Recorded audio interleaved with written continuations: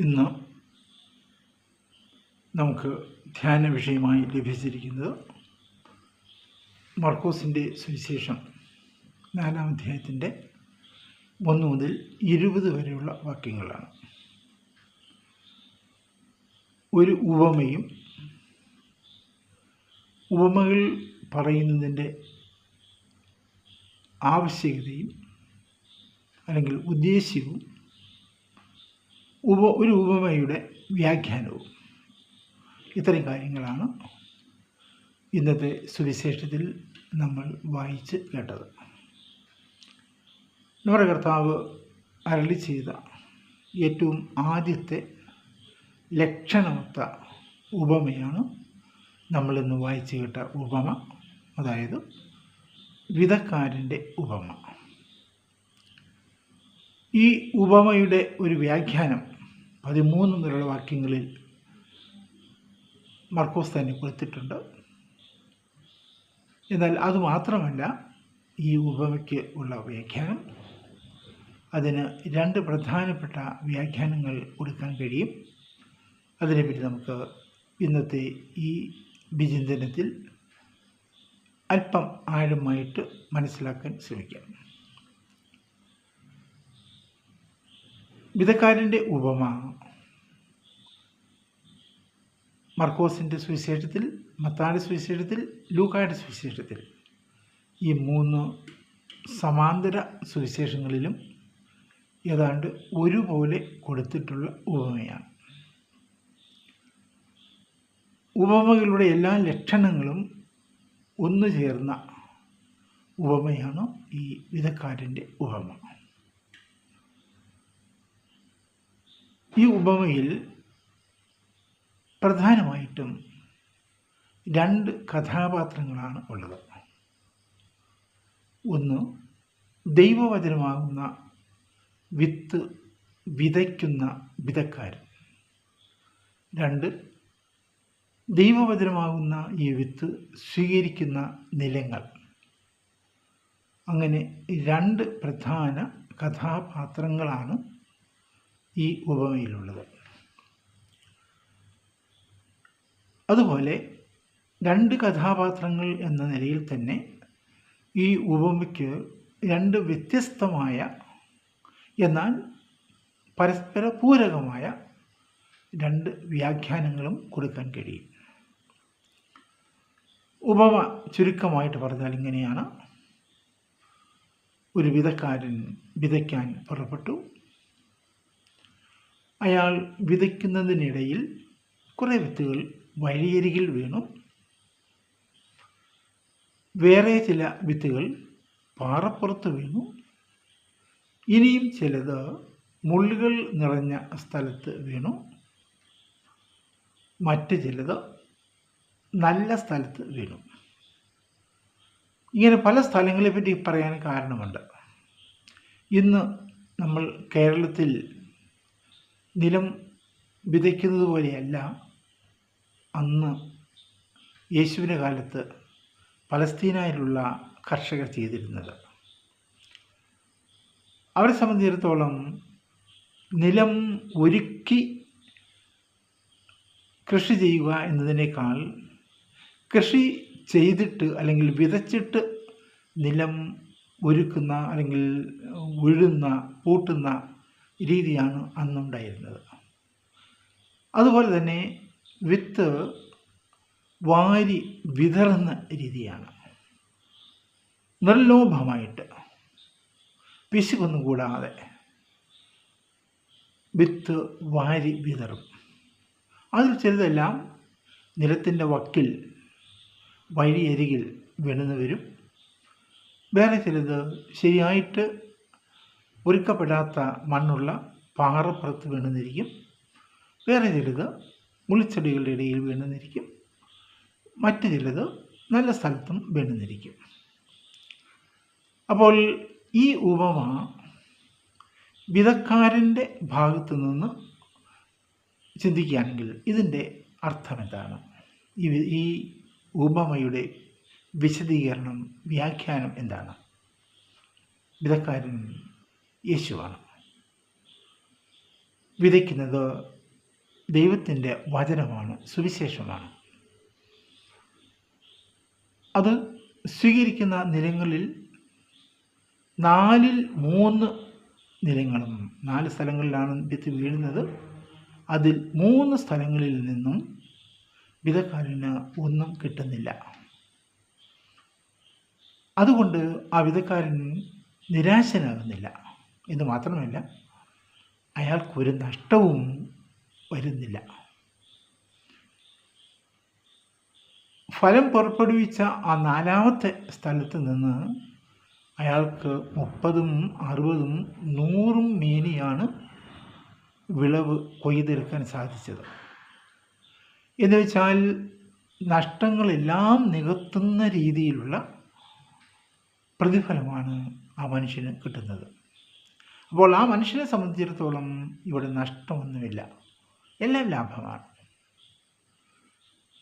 ദൈവത്തിൻ്റെ വചനം വിതയ്ക്കുന്നവർക്ക് യേശു നൽകുന്ന ഒരു പ്രധാനപ്പെട്ട സന്ദേശമാണ് ഇത്. പിന്തിരിയേണ്ടി വരുന്ന രീതിയിലുള്ള പ്രലോഭനങ്ങൾ, കഷ്ടപ്പാടുകൾ, ദുരിതങ്ങൾ ഈ ലോകത്തിൽ സാധാരണമാണ്. കയ്യിലിരിക്കുന്നത് ദൈവവചനമാണെന്നുള്ളത് കൊണ്ട് എല്ലാവരും അത് ദൈവവചനമായി സ്വീകരിക്കണം എന്നില്ല. എന്ന് മാത്രമല്ല, ഈ ദൈവവചനം വിതയ്ക്കുന്നവന് വളരെയേറെ ക്ലേശങ്ങൾ സഹിക്കേണ്ടി വരും. പലരും വളരെ സന്തോഷത്തോടുകൂടി സ്വീകരിച്ചെന്നും വരും. പക്ഷേ അവരിൽ അധികം പേരും ഈ വചനത്തോട് പ്രത്യുത്തരം നൽകുന്നവരായിരിക്കുകയില്ല. കേട്ടു, അപ്പോൾ തന്നെ ഹൃദയത്തിൽ നിന്ന് നഷ്ടപ്പെട്ടു പോകുന്ന അവസ്ഥ, അല്ലെങ്കിൽ കേട്ടാലും ഹൃദയത്തിൽ നിറഞ്ഞു നിൽക്കുന്ന മറ്റ് ചിന്തകൾ, പാപം, ദുരാശ, തഴക്കങ്ങൾ, ഇങ്ങനെ പലതിൻ്റെയും പ്രേരണയിലും ശക്തിയിലും വചനം ഇല്ലാതായെന്ന് വരും. പക്ഷേ വിതക്കാരൻ മനസ്സുമടുത്ത് പിൻവാങ്ങാൻ പാടില്ല. ഒരു സ്ഥലത്ത് നിന്ന് ഒന്നും കിട്ടിയില്ലെങ്കിലും വേറെ ചില സ്ഥലങ്ങളിൽ ദൈവം ഒരുക്കി വച്ചിട്ടുണ്ട്. വിതക്കാരൻ്റെ മനസ്സിന് സന്തോഷം നൽകുവാൻ തക്കവണ്ണം, ആനന്ദ തിമിർപ്പോടുകൂടി അയാൾ ദൈവത്തിന് നന്ദി പറയുവാൻ തക്കവണ്ണം നല്ല സ്ഥലങ്ങൾ ദൈവം ഒരുക്കി വച്ചിട്ടുണ്ട്. അവിടെ ആ വിത്തുകൾ വീണാൽ എല്ലാ നിരാശയും എല്ലാ ക്ലേശവും മറക്കുന്ന രീതിയിലുള്ള വലിയ പ്രതിഫലം അയാൾക്ക് കിട്ടും. ഈ 4ാം സ്ഥലം വചനം കേട്ട് മാനസാന്തരപ്പെട്ട് അത് സ്വീകരിക്കുകയും അതനുസരിച്ച് ജീവിക്കുകയും ചെയ്യുന്നവരാണ്. അപ്പോൾ ആദ്യമായിട്ട് ഈ ഉപമയ്ക്കുള്ള സവിശേഷത, അത് വിതക്കാരന് ഒരു വളരെ പ്രധാനപ്പെട്ട സന്ദേശം നൽകുന്നു എന്നുള്ളതാണ്. ഈ ഉപമയെ നമുക്ക് മറ്റേ കഥാപാത്രത്തിൻ്റെ, അതായത് നിലങ്ങളുടെ ഭാഗത്തു നിന്ന് കൂടി വ്യാഖ്യാനിക്കാൻ കഴിയും. 4 സ്ഥലങ്ങളാണല്ലോ ഉള്ളത്. ഒന്ന് വഴിയരിക്, ഒന്ന് പാറപ്പുറം, മറ്റൊന്ന് മുള്ളുകൾ നിറഞ്ഞ സ്ഥലം, വേറൊന്ന് നല്ല സ്ഥലം, ഒരുക്കപ്പെട്ട സ്ഥലം. വഴിയരിക് എന്ന് പറയുന്നത് ആർക്കും കയറി ഇറങ്ങി നടക്കാൻ കഴിയുന്ന രീതിയിലുള്ള തുറന്നടിച്ചിട്ടിരിക്കുന്ന, ഒരു ബന്ധവസം ഇല്ലാത്ത, ഒരു രീതിയിലും വചനത്തെ സൂക്ഷിക്കാൻ കഴിയാത്ത അത്തരത്തിലുള്ളതായ ആളുകളെ പറ്റിയാണ് അവിടെ പറയുന്നത്. അവിടെ നിന്ന് വചനം വചനത്തിന് ഒരു പ്രതിഫലവും ലഭിക്കുകയില്ല. അത് വീണ് ഉടനെ തന്നെ പക്ഷികളും മൃഗങ്ങളും തിന്നുകൊണ്ടുപോകും. രണ്ടാമത്തേത് പാറപ്പുറമാണ്. ചില മനുഷ്യരുടെ ഹൃദയങ്ങളിലേക്കാണ് യേശു വിരൽ ചൂണ്ടുന്നത്. മണ്ണില്ലാത്ത സ്ഥലം, ആർദ്രതയില്ലാത്ത സ്ഥലം, ഈർപ്പമില്ലാത്ത സ്ഥലം, പണവും പ്രതാപവും ഒക്കെ തേടി അതിനുവേണ്ടി ജീവൻ ഒഴിഞ്ഞു വച്ചിരിക്കുന്ന ആളുകൾ. അവർക്ക് സാധാരണ മനുഷ്യനെ പോലെ കരയാനോ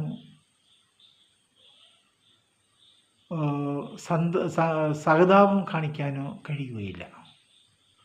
ഹൃദയം അത്രയേറെ കഠിനമാണ്. അങ്ങനെ മനുഷ്യരുണ്ട് ഈ ലോകത്തിൽ, അനേകരുണ്ട് അത്തരത്തിൽ. എത്ര ഏറെ പ്രസംഗങ്ങൾ കേട്ടാലും ആരൊക്കെ ഉപദേശിച്ചാലും ഒരു മാറ്റവുമില്ലാതെ കഴിയുന്ന ആളുകൾ. അവർ പാറപ്പുറം പോലെയാണ്. അവരിൽ നിന്നും ഒന്നും പ്രതീക്ഷിക്കാനില്ല. മറ്റൊന്ന് മുൾച്ചെടികൾ നിറഞ്ഞ സ്ഥലമാണ്. അതായത് പലതരത്തിലുള്ളതായ പാപങ്ങൾ, തഴക്കങ്ങൾ, പാപ സാഹചര്യങ്ങൾ, ഇതിലൊക്കെ കഴിയുന്ന ആളുകളെയാണ് ഈ മുൾച്ചെടി നിറഞ്ഞ സ്ഥലം കൊണ്ട് യേശു ഉദ്ദേശിക്കുന്നത്. അവർക്ക് രൂഢമൂലമായ ചില ട്രഡീഷൻസ് ഉണ്ട്, ചില പാരമ്പര്യങ്ങളുണ്ട്, രൂഢമൂലമായ ചില അന്ധവിശ്വാസങ്ങളുണ്ട്, രൂഢമൂലമായ ചില പ്രവർത്തന ശൈലികളുണ്ട്. അങ്ങനെയുള്ള ആളുകൾക്ക് വേഗത്തിലൊന്നും ദൈവത്തിൻ്റെ വചനം സ്വീകരിക്കാൻ കഴിയുകയില്ല. എത്ര പറഞ്ഞാലും അവർക്ക് മനസ്സിലാവുകയുമില്ല. പക്ഷേ അവർ ചിലപ്പോൾ വളരെ തീഷ്ണതയോടുകൂടി വചനം കേട്ടെന്നിരിക്കും. കേൾക്കുക മാത്രം. ചില സമയങ്ങളിൽ അത് മുളച്ച് വളരാൻ ശ്രമിക്കുന്നുണ്ടാകാം. എങ്കിലും പലതരത്തിലുള്ളതായ തഴക്കദോഷങ്ങൾ കൊണ്ട്, തെറ്റായ പാരമ്പര്യങ്ങൾ കൊണ്ട്, അന്ധവിശ്വാസം കൊണ്ട് അവരിൽ മുളയെടുത്ത വചനം വളരാൻ കഴിയാതെ നശിച്ചു പോകുന്നു. എന്നാൽ മറ്റൊരു സ്ഥലം നല്ല സ്ഥലമാണ്. അത് ഒരുക്കപ്പെട്ട സ്ഥലമാണ്. അവിടെ നിന്ന് 60, 30, 60, 100 മേനി വിളവ് വിതക്കാരന് ലഭിക്കുക തന്നെ ചെയ്യാം. ഈ വ്യാഖ്യാനം വഴിയായിട്ട് യേശു ലോകത്തിലുള്ള മനുഷ്യരെ, പലതരത്തിലുള്ള മനുഷ്യരെ നമ്മുടെ മുൻപിൽ പരിചയപ്പെടുത്തുകയാണ്. അതുപോലെ ഒരു വലിയ ആഹ്വാനം യേശു നടത്തുന്നു. വഴിയരികാകാതിരിക്കൂ, പാറപ്പുറമാകാതിരിക്കൂ, മുള്ളുകൾ നിറഞ്ഞ സ്ഥലമാകാതിരിക്കൂ. ദൈവത്തിൻ്റെ വചനം എന്തെങ്കിലും ഫലം പുറപ്പെടുവിക്കണമെങ്കിൽ ഒരുക്കപ്പെട്ട നിലങ്ങളെപ്പോലെ നിങ്ങളുടെ ഹൃദയങ്ങളെ നിങ്ങൾ ഒരുക്കുക. അങ്ങനെ ഒരുക്കപ്പെട്ട ആ നിലത്തിലേക്ക് ദൈവത്തിൻ്റെ വചനം വീഴട്ടെ. അപ്പോൾ അത് മനുഷ്യൻ്റെ ബുദ്ധിക്ക് അതീതമായ രീതിയിൽ, പ്രതീക്ഷകളെയെല്ലാം കടന്നു ചെല്ലുന്ന രീതിയിലുള്ള ഫലം പുറപ്പെടുവിക്കും. ഈ ഉപമ നമ്മൾ ധ്യാനിക്കുമ്പോൾ ഈ 2 ചിന്തകളും നമ്മൾ മനസ്സിൽ സൂക്ഷിക്കണം. ഒന്നാമത്തേത്, നമ്മളെല്ലാവരും സുവിശേഷകരാണ്, സുവിശേഷ പ്രസംഗകരാണ്, സുവിശേഷം മറ്റുള്ളവരുമായിട്ട് പങ്കുവയ്ക്കാനുള്ളവരാണ്. നമ്മുടെ ആ സുവിശേഷ പ്രവർത്തനത്തിൽ പലപ്പോഴും നമ്മൾക്ക് ഉണ്ടാകാവുന്ന ക്ലേശങ്ങൾ വകവയ്ക്കാതെ, നിരാശപ്പെടാതെ, പിന്തിരിഞ്ഞു പോകാതെ മുന്നോട്ട് പോകാനുള്ളതായ ആഹ്വാനം ഈ ഉപമ നമുക്ക് നൽകുന്നു. രണ്ടാമതായിട്ട്, നമ്മെ തന്നെ പരിശോധിക്കാനുള്ള ഒരു വിളിയാണ് ഈ ഉപമയിലൂടെ നമുക്ക് ലഭിക്കുന്നത്. നീ ഏത് തരത്തിലുള്ള നിലമാണ്? വഴിയരി പോലെയാണോ? പാറപ്പുറം പോലെയാണോ? മുള്ളുകൾ നിറഞ്ഞ സ്ഥലം പോലെയാണോ? അങ്ങനെയൊക്കെ ആണെങ്കിൽ ആദ്യം ഇവയെല്ലാം ശരിപ്പെടുത്താൻ ശ്രമിക്കൂ. വഴിയരിക് വേലി കെട്ടി അടയ്ക്കൂ. പാറപ്പുറം ആർദ്രമാക്കൂ. മുള്ളുകൾ നിറഞ്ഞ ആ സ്ഥലം മുള്ളുകൾ വെട്ടിക്കളഞ്ഞ് അത് ഒരുക്കമുള്ള സ്ഥലമാക്കി മാറ്റൂ. അപ്പോൾ ദൈവത്തിൻ്റെ വചനം അത്ഭുതകരമായ രീതിയിൽ നിന്നിൽ പ്രവർത്തിക്കും. ഇതാണ് യേശു ഈ ഉപമ വഴിയായിട്ട് നമ്മെ ഇന്ന് പഠിപ്പിക്കുന്ന പ്രധാനപ്പെട്ട പാഠം.